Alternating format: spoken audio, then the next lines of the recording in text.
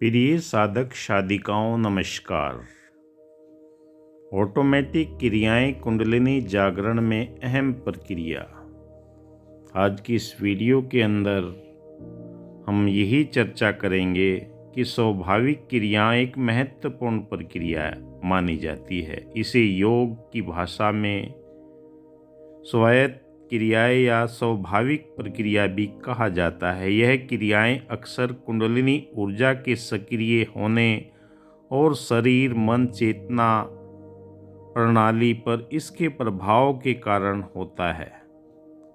कुंडलिनी जागरण के दौरान ऑटोमेटिक क्रियाएं क्यों होती है? अक्सर जब हम ध्यान की गहरी अवस्था में पहुंचते हैं, सुमरन या मंत्र जाप करते हैं, निरंतर हमारे शरीर के अंदर ब्रह्मांड की अलौकिक शक्ति का संपर्क होने लगता है। जो जो हमारे अंतःकरण से शुद्धिकरण शुरू हो जाता है, हम अपने आप को इस परम पिता परमात्मा की सत्ता के साथ में जुड़ने की प्रक्रिया के साथ में एकाग्रचित होना शुरू हो जाते हैं, तो ये ऑटोमेटिक क्रियाएं होना प्रारंभ हो जाती है। मैं रेकी ग्रैंड मास्टर विकास बिहानिया इस वीडियो में आपको बताऊंगा कि हमारे शरीर में क्या क्या प्रक्रिया प्रारंभ हो जाती है। अक्सर कई साधक फ़ोन करते हैं, मैसेज करते हैं कि हमारे हाथ अपने आप ऊपर उठने लगते हैं, शरीर के अंदर बिजली जैसे झटके लगने लगते हैं। ये क्या है? नए नए साधकों को इसका बोध नहीं हो पाता, ज्ञान नहीं हो पाता, इसलिए वो अपने मार्ग से भटक जाते हैं, विचलित हो जाते हैं। इसलिए किसी भी क्षेत्र के अंदर गुरु की आवश्यकता होती है। कहा कि गुरु दिखावे गुरु मनावे, गुरु ही प्यार सिखाता है, बिन गुरु भक्ति मूल न होवे, व्यर्था समय गंवाता है। इंसान गफलत की नींद में आ जाता है, अज्ञानता के कारण भ्रम भुलकों के अंदर फंसना शुरू हो जाता है कि ये मेरे ऊपर पता नहीं कौन सी शक्तियाँ आने लगी है, तो उसके मन में ये भटकन आ जाती है। क्योंकि हमारे अंतःकरण के अंदर न जाने कितने विचार आते हैं, जैसा हम सोचते हैं ऐसा हम बनते चले जाते हैं, और सोचने से ही हमारी दुविधाओं का अंत होता है। क्योंकि अगर आप संकीर्ण सोच रखते हैं तो वहीं पर अटक जाते हैं, अगर विशाल सोच रखते हैं तो विशालता के साथ में आपके जीवन के अंदर इस दिव्य ऊर्जा का प्रभाव स्वतः ही दिखाई देने लगता है। कुछ को बहुत जल्दी ये ऑटोमेटिक क्रियाएं महसूस होने लगती है, कुछ को बरसों बरस लग जाता है। हमारे शरीर में 7 चक्र हैं, मूलाधार, स्वादिष्ठान, मणिपुर, अनहद, विशुद्धि, आज्ञा और साहस चक्र। इन 7 चक्रों के अंदर ही ऊर्जा का चलन होता है। ऊर्जा यहीं पर घूमना प्रारंभ कर देती है। जो जो हम गहराई में जाते हैं, अपनी आध्यात्मिक यात्रा को प्रारंभ करते हैं, तो हमारे जीवन के अंदर ये प्रभाव इस ऊर्जा के दिखाई देने लगते हैं। क्योंकि कुंडलिनी ऊर्जा हमारे शरीर के अंदर, जो ब्रह्मांड के अंदर प्रत्येक मनुष्य है, सोई हुई अवस्था में रहती है। जो जो वो इस आध्यात्मिक यात्रा को प्रारंभ करता है, उसके जीवन के अंदर कुछ अंश प्रारंभिक अवस्था में दिखाई देने लगते हैं, कुछ निरंतर अभ्यास करने के बाद में प्रकट होने लगते हैं। जब ये अभ्यास के दौरान प्रकट होते हैं, तब इंसान के जीवन में कई तरह के सवाल आते हैं कि वाकई मेरे शरीर में बिजली जैसे झटके क्यों लग रहे हैं, मेरा सर भारी क्यों हो रहा है, हाथ क्यों स्वतः ही ऊपर उठने लगे हैं, और मेरे रीढ़ की हड्डी के ऊपर चींटियां सी क्यों रेंगने लगी हैं। ये कई तरह की प्रक्रिया हर एक साधक के जीवन में प्रारंभ होती है। क्योंकि ये वो मार्ग है, यहाँ पर स्वयं को तपना पड़ता है, स्वयं को अपने आप वायवी एनर्जी मंत्र जाप के द्वारा, सुमरन के द्वारा, ध्यान के द्वारा की जाती है। जब तक शरीर में वायवी एनर्जी नहीं बनती, हम कॉस्मिक एनर्जी के साथ में रूपांतरित नहीं हो पाते, क्योंकि कॉस्मिक एनर्जी ही हमें ब्रह्म के साथ में जोड़ती है। दिव्य चेतना के साथ में हमारी प्राण ऊर्जा का संपर्क होता है और ये प्रक्रिया धीरे धीरे संपूर्ण शरीर में सातों चक्रों के माध्यम से महसूस होती है। और शॉर्टकट है ही नहीं, क्योंकि ना तो कहा कि कहीं पर धर्म बनते हैं, कहीं ईमान बनते हैं। खबर कर दो जमाने को साकी, वो महफिल है जहाँ इंसान बनते हैं। इंसानियत का रुतबा बुलंद करने के लिए आपको इस आध्यात्मिक प्रक्रिया से गुजरना पड़ेगा। एक एक चक्र को शुद्धिकरण करके, एक एक चक्र के अंदर ऊर्जा, पांच तत्व, क्षति, जल, पावक, गगन, समीरा, इन सब को बैलेंस करते हुए इस दिव्य यात्रा का सफ़र आपने करना है। और दिव्य यात्रा का सफ़र जब आप प्रारंभ करते हैं तो आपकी आध्यात्मिक चेतना प्रबल अवस्था में पहुंचना शुरू हो जाती है। ये दिव्यता आपके हृदय की फ्रीक्वेंसी और ब्रह्मांड की फ्रीक्वेंसी के साथ में जब एकमिक हो जाती है, तब ये दिव्य चेतना का उद्गमन हमारे इस भौतिक शरीर के अंदर महसूस होने लगता है और भौतिक शरीर से रूपांतरित होकर सूक्ष्म शरीर के अंदर हम जाते हैं। सबसे पहली प्रक्रिया ऊर्जा का प्रवाह। कुंडलिनी जागरण के दौरान ऑटोमेटिक क्रिया में पहला कार्य आता है ऊर्जा का प्रवाह। क्योंकि अगर आप एक कांच का लेंस लेते हैं, उसे सूर्य की तरफ करते हैं और किसी कागज़ के ऊपर या किसी लकड़ी के टुकड़े की तरफ उसे, उसकी रोशनी को, क्योंकि वहाँ से बिखरी हुई किरणें उस लेंस के माध्यम से जब एकाग्र हो जाती है तो वहाँ पर वो अग्नि पैदा कर देती। ऐसी ही ऊर्जा का प्रवाह जब कुंडलिनी ऊर्जा सक्रिय होती है तो इस शरीर के विभिन्न चक्रों, केंद्रों से गुजरते हुए इससे शरीर में ऊर्जा का असंतुलन धीरे धीरे संतुलन में आता है। क्योंकि कोई भी कार्य जब आप करते हैं तो पहले उसमें हमारा मन नहीं लगता, मन भटकन में रहता है। इधर उधर बिखरी हुई हमारी विचारों की ऊर्जा जब संतुलन में आती है तब ये बदलाव होता है। इस प्रक्रिया में कुछ अनैच्छिक शारीरिक क्रियाएं जैसे कांपना, झटके लगना, मुद्राएं बनना, शरीर में चींटी की तरह कुछ महसूस होना, कभी गर्माहट होना, कभी ठंडक होना, कई तरह के आपको ये संकेत शरीर के अंदर प्रकट होने लगते हैं। यहीं पर साधक डर जाते हैं कि मेरे शरीर को क्या हो गया। एक साधक ने फ़ोन भी किया, मैसेज भी किया कि मैं 10 दिन ध्यान किया था, अब मेरे सर के ऊपर भारीपन आ गया है, कई डॉक्टरों को दिखा लिया, कहीं से भी कोई आराम नहीं हो पाया। क्योंकि बिना गुरु के अगर आप ये कार्य करते हैं तब परेशानी में पड़ जाते हैं। इसलिए गुरु का हमारे जीवन में बहुत महत्व होता है। दूसरी अवस्था आती है शरीर का शुद्धिकरण। क्योंकि कोई भी आप पवित्र कार्य करने जा रहे हैं तो सबसे पहले एक मकान का भी निर्माण कार्य करते हैं तो पहले उस ज़मीन को समतल किया जाता है। ऐसे ही हमारे शरीर के अंदर न जाने कितनी अशुद्धियाँ बरसों बरस से एकत्रित हुई होती हैं, उन्हें कुंडलिनी ऊर्जा के माध्यम से शरीर के ऊर्जा नाड़ी सिस्टम में जमा अवरोधों को दूर करने का कार्य करती है। यह प्रक्रिया शरीर में कंपन, तेज सांस लेना या विशेष मुद्राओं के बनने जैसी क्रियाओं के लिए भी दिखाई देती है। क्योंकि कई बार आपने अपने आप को भी देखा होगा, हम नॉर्मली जीवन में ले लें, जिस दिन स्नान नहीं करेंगे उस दिन शरीर के अंदर अजीब सा महसूस होगा। स्नान करने के उपरांत हमारा शरीर 70% जल से बना होता है। जब अपने मूल के साथ में मिल जाता है तो वो शांत हो जाता है, शरीर हल्का और अच्छा लगने लगता है, सुखदायी लगने लगता है। ऐसे ही शरीर के अंदर जब ये ऊर्जा अपना रूपांतरण करती है, जो अवरोध बीच में होते हैं उन्हें हटाकर शुद्धिकरण जब होना प्रारंभ हो जाता है, तब शरीर के अंदर कुछ अजीबोगरीब घटनाएं सी महसूस होती हैं। ये हमें विचलित कर देती है कि ये मेरे शरीर में क्या हो रहा है।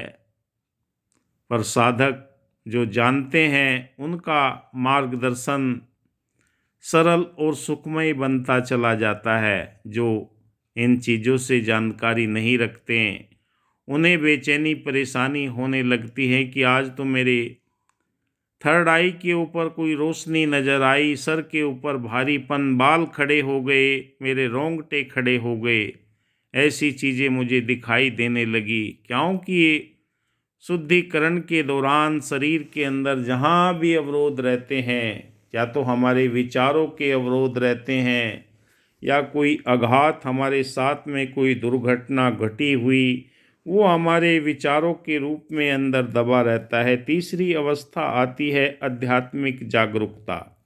आध्यात्मिक जागरूकता जीवन के अंदर वो चीज़ है जिसके दौरान हमारी भावनाएं, चेतना उच्च स्तर पर पहुंचती है। इसका परिणाम कुछ स्वाभाविक ऑटोमेटिक ध्यान या साधना मुद्राओं का प्रकट होना महसूस होने लगता है, और हमारे जीवन के अंदर ये अपने आप जब होने लगता है तभी हमारा ध्यान विचलित होने लगता है कि मेरे हाथों को क्या हो रहा है, सर के ऊपर किसने इतना वजन रख दिया कि सर फटा जा रहा है दर्द के मारे।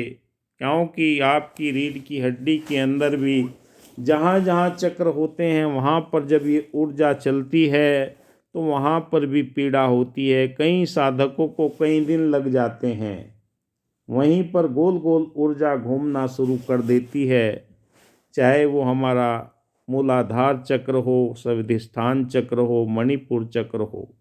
अभी एक साधक ने शाम के समय ही फ़ोन किया कि गुरुजी, मेरे मन के अंदर वासना रूपी विचार बहुत आ रहे हैं। क्योंकि जब ये ऊर्जा नीचे से ऊपर की ओर बढ़ना प्रारंभ कर देती है तो कई तरह के आपके मन के अंदर भटकन वाले विचारों का भी उत्पन्न होना स्वाभाविक है। क्योंकि ऊर्जा अपने मार्ग के अंदर जो भी बाधाएं होती है उन बाधाओं को दूर करते हुए जीवन के अंदर आध्यात्मिक जागरूकता पैदा करती है। आध्यात्मिक जागरूकता अपने मूल की पहचान करना, मैं कौन हूँ, कहाँ से आया हूँ, कहाँ मुझे जाना है, आवागमन से चक्र से मुक्ति होना स्वाभाविक है। माँ के गर्भ में बार बार जन्म लेकर चिता पर लेटकर जाने से मुक्ति पाने का आध्यात्मिक जागरूकता के द्वारा ही मार्ग है, और कोई मार्ग नहीं है। क्योंकि ये वो मार्ग है जहाँ पर आत्मा अपने मूल को पहचान करके जीते जी मोक्ष की प्राप्ति की ओर हमें अग्रसर करती है। चौथी अवस्था आती है शारीरिक संवेदनाएं। शरीर में कई तरह की मुद्राएं, कई तरह के आसन बनना, ऑटोमेटिक क्रियाएं शरीर में होना प्रारंभ हो जाता है। झटके या कंपन का महसूस होना, प्राणायाम, स्वाभाविक हमारी कपालभाति, भ्रामरी, अनुलोम विलोम, ये प्रक्रियाएं शरीर में अपने आप होने लगती हैं। मंत्रों का उच्चारण या ध्वनि अपने आप स्वतः ही निकलने लगती है। क्योंकि जो जो हमारी शारीरिक मुद्राएं, शारीरिक संवेदनाएं प्रकट होती है, हमारा अंदर बाहर एकमिक होना प्रारंभ हो जाता है, और ये संवेदना ही हमें ये जाहिर करती है कि हम अध्यात्म मार्ग की ओर बढ़ रहे हैं। यहाँ पर कोई दिखावटी बनावटी बातें नहीं होती। कहा कि दुनिया की दुकानों में सजावट ही सजावट है, ज़माने की मोहब्बत में बनावट ही बनावट है। ये तेरा कर्म है साकी कि तुम तक आन पहुँचे हैं, वरना हक की राहों में रुकावट ही रुकावट है। बहुत बाधाएं आती है। शारीरिक संवेदना होने पर ऐसा लगने लगता है कि ये तो पागल हो गया है। इसलिए एकांत में बैठकर अगर आप ध्यान करते हैं, मंत्र जाप करते हैं, उच्चारण करते हैं, अपनी साधना को दिखाने का कोई यहाँ पर तरीका नहीं है। दिखावटी कार्य संसार बहुत कर रहा है, उनसे बच के आपने इस मार्ग को चुना है। ये आध्यात्मिक गहराई में पहुँचने का विषय है। अपने मूल को पहचान कर उसके साथ में एकमिक होकर दया, करुणा, प्रेम, नमता, मिलवर्तन के दिव्य गुणों को इस शरीर में जब गहने के रूप में ये प्रकट होते हैं, कहा कि मिला है जिसको सतगुरु पूरा, वाणी उसकी बदल गई, चरण धुली जी ने मस्तक धारी, रेख पुरानी बदल गई। वाणी में बदलाव आ जाता है, बात करने में विनम्रता आ जाती है, हृदय से प्रेम प्रकट होने लगता है। कोई धर्म, संप्रदाय, मजहब, कोई किसी का यहाँ पर शेष बचता नहीं है। मानव परिवार अपना लगने लगता है। पूरी खलकत, पूरी कायनात ही अपनी लगने लगती है। जब ये ऑटोमेटिक प्रक्रिया लोग पागल समझने लगते हैं, क्योंकि सबके प्रति आपके हृदय के अंदर दया के, करुणा के भाव जब उत्पन्न होने लगते हैं, तो ये ब्रह्मांड की अलौकिक शक्ति आपके अंदर बाहर एकमिक होकर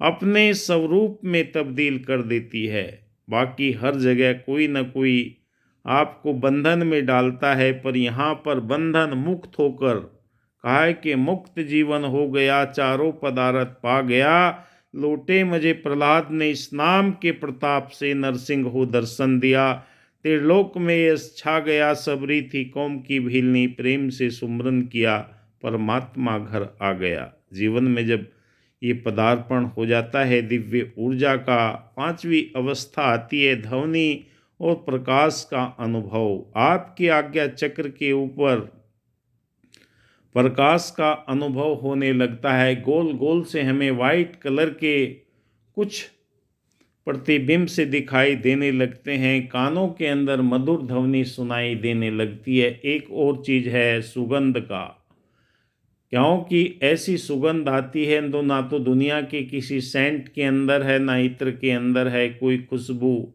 ऐसी आपके अंदर से प्रकट होने लगती है। जिसे कहा भी गया है कि कस्तूरी कुंडल बसे, मर्ग ढूंढे बनमाही। तो कस्तूरी हिरण के नाभि में रहती है, पर वो जंगल में ढूंढता है। ऐसे ही ये ध्वनियाँ और प्रकाश, सुगंध आपको आपके अंदर से ही प्रकट होने लगती है। जब आप ब्रह्मांड की दिव्य चेतना के करीब होते हुए चले जाते हैं, आपको ये ध्वनियाँ एक मधुर अनहद नाद के रूप में सुनाई देने लगती है, जिससे आप पायल की, बांसुरी की, झिंगुर की कोई भी ध्वनि महसूस कर सकते हैं। पर ये होता उन्हें ही है जो निरंतरता के साथ में इस अध्यात्मिक की गहरी अवस्था में उतरते हैं। क्योंकि ये जब तक आपके जीवन में घटित नहीं होगा, जब तक आप तैयारी में नहीं होंगे, लोग आपकी ध्वनि को भी ध्यान से सुनेंगे और लोगों को कर्णप्रिय लगने लगेगी। क्योंकि आपकी वाणी के अंदर वो तेज, वो एक मधुरता, वो एक ऐसा एहसास जगने लगेगा कि मानो आपके अधरों से मोती बरस रहे हैं, फूल बरस रहे हैं। क्योंकि देवी देवताओं का सारा आशीर्वाद आपको मिलना प्रारंभ हो जाता है। जितने भी वली पीर पैगंबर संसार के अंदर आए हैं, वो आपको आशीर्वाद देते हुए ध्यान की मुद्रा में एहसास कराएंगे। ये आपके जीवन में ऑटोमेटिक प्रक्रियाएं होना शुरू हो जाता है। बस इसके लिए निरंतरता, निरंतरता, निरंतरता, कोई शॉर्टकट नहीं। 72,000 नस नाड़ियाँ हमारे शरीर के अंदर मौजूद है।